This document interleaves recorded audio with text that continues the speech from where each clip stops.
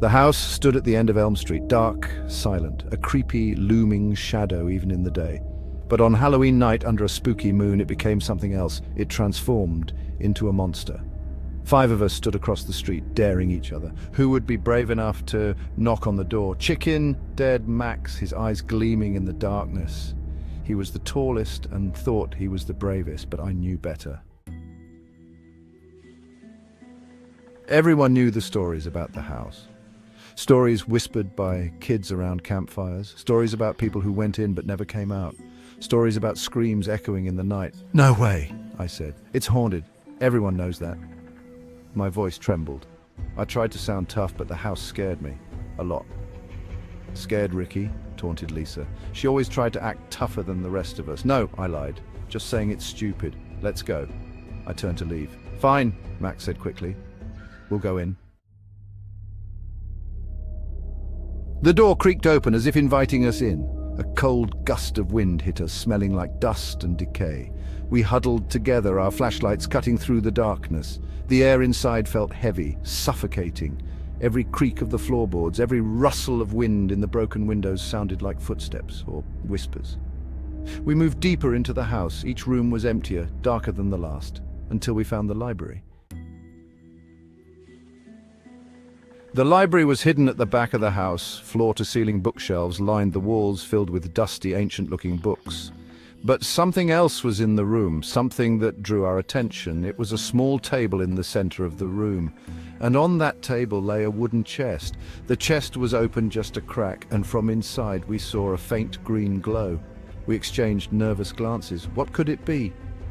"What is that?" whispered Emily, her eyes wide with fear. No one answered. I reached out and slowly lifted the heavy lid. Section 5. When the Wolves Scream. The night was still, the air heavy with an unsettling silence.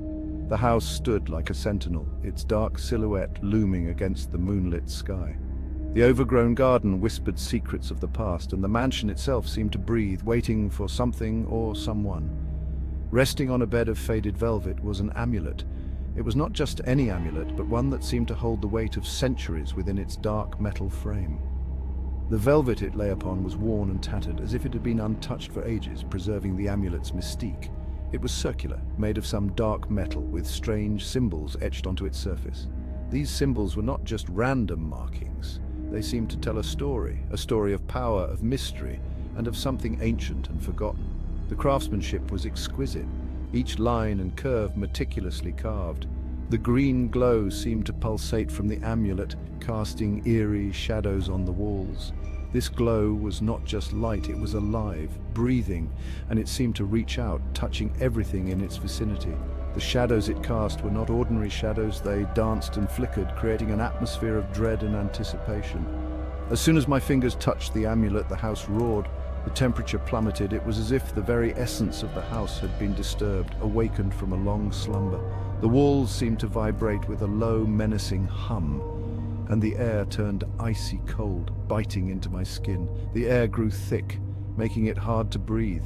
A dense fog began to form, swirling around me, making every breath a struggle. It felt as though the house was trying to suffocate me, to drive me away from the amulet that had disturbed its peace.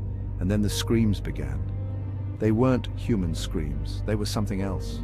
They echoed through the halls, a cacophony of pain and anger. These screams were ancient, filled with a rage that had been building for centuries, waiting for the moment to be unleashed. Something ancient and full of rage. It was as if the very soul of the house had been awakened, and it was furious. The presence was palpable, a dark force that seemed to fill every corner of the room, watching, waiting, and seething with anger. The walls around us seemed to writhe, the shadows twisting and turning. They moved with a life of their own, creating grotesque shapes and forms that seemed to reach out towards me. It was as if the house itself was alive, its very structure bending and contorting in response to the amulet's power. Ghostly faces appeared and disappeared within the darkness, their eyes burning with a cold fire. These faces were not just apparitions, they were the souls trapped within the house. Their torment and fury etched into their spectral features. The house was alive, and it was furious. It was a place of ancient power, a place where the past and present collided, and where the walls themselves could scream. "We have to get out of here," Max shouted, his voice barely audible above the cacophony. Panic surged through me. My heart hammered in my chest. We stumbled back, away from the table, away from the amulet, but it was too late. The door slammed shut with a deafening boom. We were trapped. We raced to the windows, but they wouldn't budge. They were nailed shut. The ghostly faces in the shadows seemed to grow more prominent, their eyes following our every move. "The amulet!" Emily screamed. "We have to put it back!" We fought our way back to the table, our hearts pounding in our chests. The room seemed to close in around us, the shadows growing darker and more menacing with each step we took. The air thick with the smell of decay, a putrid scent that clung to our clothes and filled our lungs, making it hard to breathe.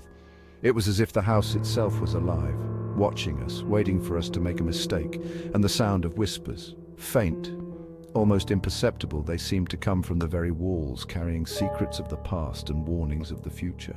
We couldn't tell if they were real or just our imaginations running wild. The amulet pulsed with an eerie green light, casting strange shadows on the walls.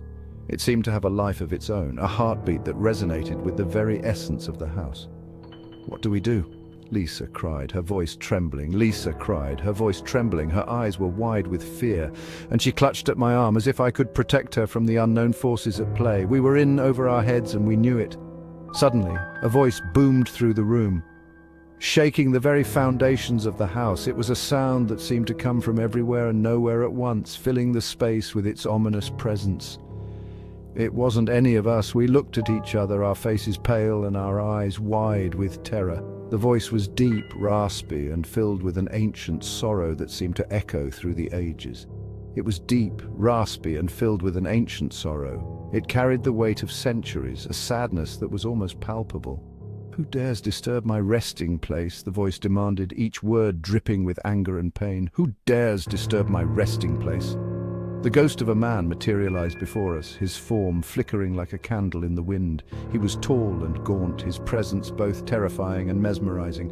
The ghost of a man materialized before us. He was tall and gaunt, his clothes little more than tattered rags that clung to his skeletal frame. His eyes were hollow pits, burning with a ghostly light that seemed to pierce through our very souls. He was tall and gaunt, his clothes little more than tattered rags. His eyes were hollow pits, burning with a ghostly light. "This amulet," he rasped, his voice echoing through the room, "it holds my spirit prisoner." His clothes little more than tattered rags, his eyes were hollow pits, burning with a ghostly light. "This amulet," he rasped, his voice echoing through the room, "it holds my spirit prisoner." His eyes were hollow pits, burning with a ghostly light. "This amulet," he rasped, his voice echoing through the room, "it holds my spirit prisoner, burning with a ghostly light." "This amulet," he rasped, his voice echoing through the room, "it holds my spirit prisoner." His voice echoing through the room, "it holds my spirit prisoner." "Return it to its rightful place," he commanded, his tone leaving no room for argument. We knew we had no choice but to obey. "It holds my spirit prisoner. Return it to its rightful place." The weight of his words hung heavy in the air, and we felt the gravity of our situation. We had to find the amulet's rightful place, or risk facing the wrath of the restless spirit. Return it to its rightful place. The room seemed to grow colder, the shadows deeper, as we realized the enormity of our task.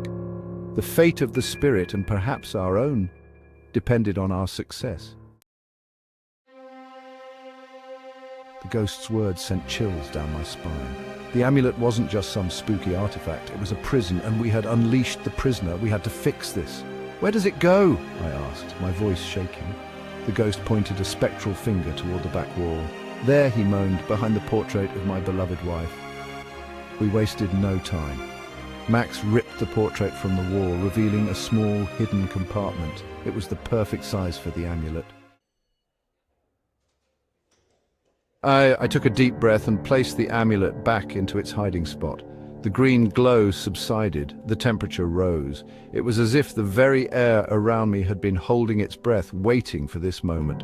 The room, once filled with an oppressive chill, began to warm up, and I could feel the tension in my shoulders ease, and the screams. They slowly faded away until there was nothing but silence. The echoes of their torment, which had haunted these halls for so long, were finally quiet. It was a silence that felt almost sacred, a silence that spoke of peace and release. The ghostly faces in the shadows disappeared.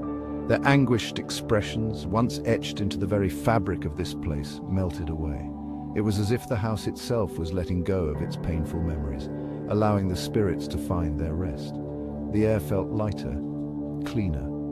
The oppressive weight that had hung over the house lifted, replaced by a sense of calm and renewal. Sunlight streamed through the windows, casting warm golden beams that danced across the floor. The house seemed to sigh as if relieved. The creaking of the old wooden floors, once a source of dread, now sounded like a gentle, contented murmur. It was as if the very structure of the house was expressing its gratitude. The ghost of the man smiled sadly. His eyes, once filled with sorrow and regret, now held a glimmer of peace. He had been trapped here for so long, bound by his own unfinished business. "Thank you," he whispered, his form shimmering. His voice was soft, barely more than a breath, but it carried a weight of emotion that was impossible to ignore. It was a thank you not just for freeing him, but for acknowledging his pain. "You have freed me from my torment." His form began to dissolve, the edges of his figure blurring into the light. The relief on his face was palpable, a testament to the release he had longed for, and with that he vanished. The spot where he had stood was now empty, but it felt different. It was no longer a place of sorrow, but one of peace. The energy in the room had shifted, leaving behind a sense of closure. The front door creaked open. It was an invitation, a sign that we were no longer prisoners of this haunted place. The door, which had once seemed so foreboding, now felt like a gateway to freedom. We didn't need another invitation. Our feet moved almost of their own accord, driven by a desperate need to escape. The hallway, once a place of fear, now felt like a path to salvation. We raced out of the house into the cool night air. We didn't look back. The night was a welcome embrace, the cool air a balm to our frayed nerves. We could feel the weight of the house lifting from our shoulders with each step we took. We never spoke of that night again. It became a silent pact between us, an unspoken agreement to leave the past where it belonged. The memories of that night were too heavy, too filled with a mix of fear and relief.